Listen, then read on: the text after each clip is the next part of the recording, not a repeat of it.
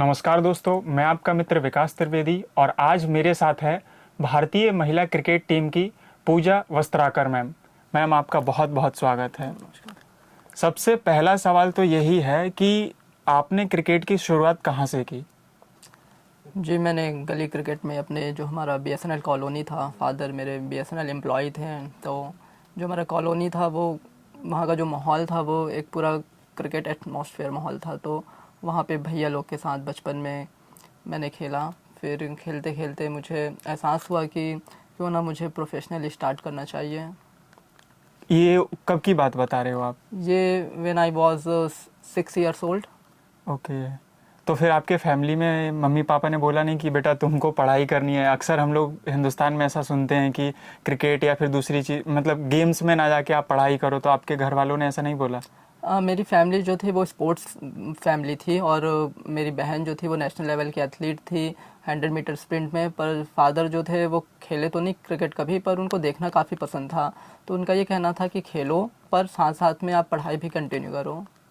आपने पढ़ाई और क्रिकेट को कैसे मैनेज करके रखा? एक्चुअली मैनेज करना तो काफ़ी डिफ़िकल्ट था, क्योंकि जब आप क्रिकेट खेलते खेलते जब आप प्रोफेशनल क्रिकेट खेलते हो तब आपको 3 घंटे शाम को और 3 घंटे सुबह देने पड़ते हैं, जिसके लिए आपको पास पढ़ाई के लिए सिर्फ स्कूल जाने का टाइम ही रहता है, वो प्रिपरेशन का, वो ट्यूशन।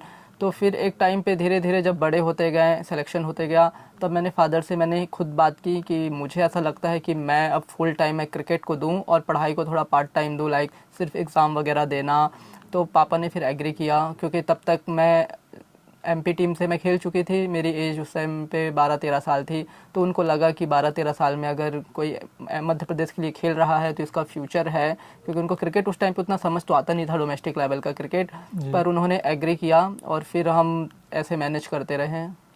तो मुझे ये बताइए कि जब आपने क्रिकेट खेलना शुरू किया तो पहला वो कौन सा मोमेंट था जिससे लगा घर वालों की नहीं कि अब इसको प्रोफेशनली की और आगे बढ़ाना चाहिए और इसको सपोर्ट करें हम?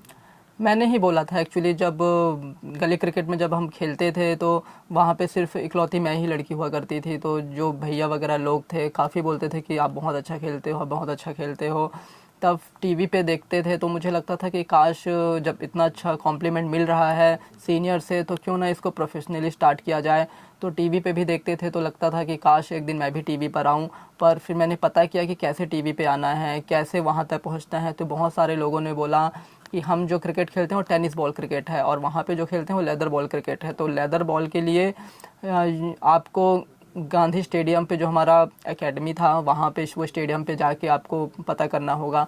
पर जब मैंने अपनी बहन को भेजा तो बहन वहाँ पे गई तो देखी कोई लड़की ही नहीं है, वहाँ पे सारे लड़के थे। तो बहन ने बोला कि वुमेन्स टीम की प्रैक्टिस नहीं होती यहाँ पे।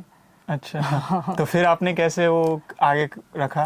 फिर मुझे तो काफ़ी बुरा लगा कि वुमेन्स टीम की नहीं है। फिर मुझे लगता था कि चलो स्कूल्स वगैरह खेलते रहेंगे, जो टेनिस बॉल वगैरह टूर्नामेंट रहता था फिर उससे बाहर निकलेंगे तो कहीं नेशनल वगैरह में जब बाहर निकलेंगे शेड्यूल के बाहर, तब जब जिम्मेदारी मतलब समझ में आने लगी, क्योंकि उस वक्त 12-10 साल की उम्र थी, पता नहीं था कुछ। तो लगता था जब 15-16 साल के हो जाएंगे तब शेड्यूल के बाहर जाके करेंगे, जब तक यही क्रिकेट को कंटिन्यू रखते हैं, गली में ही खेलते हैं। फिर गली में खेलते खेलते समर स्टार्ट हो गए थे तो हमारी बॉल जो है वो कभी किसी के शीशे टूट जाना, कभी कुछ। और हम लोग समर्स टाइम पे बहुत क्रिकेट खेलते थे तो कभी कोई अंकल बॉल रख लिया तो कभी कोई आंटी बॉल रख ली। फिर हमको लगता था यार कि गांधी स्टेडियम में अब हमको जाके टेनिस क्रिकेट हम बड़े ग्राउंड पे खेले, क्योंकि मॉर्निंग में फिटनेस रहती थी तो जो उनका जो नेट वाला एरिया था वो खाली था।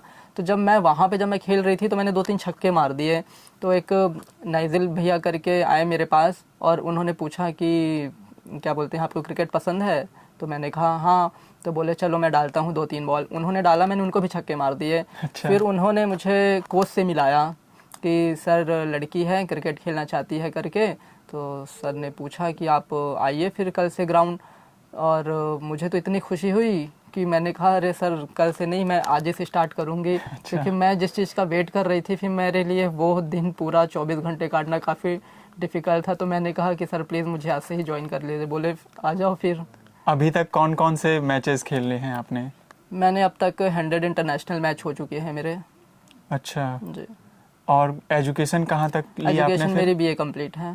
बीए कहाँ से किया आपने? बीए मैंने प्राइवेट किया है, मैंने बीए माखनलाल चतुर्वेदी यूनिवर्सिटी से। ओके, तो ये बताइए कि जब आप इस तरह का पूरा दौर आपने देखा, तो उसके बावजूद अभी भी हमारे कंट्री में लड़कियों को गेम के लिए मना किया जाता है कि नहीं, इसमें कोई करियर नहीं है, इसमें मत जाओ, तुम कोई आईएएस की तैयारी करो या फिर किसी गवर्नमेंट जॉब की तैयारी करो।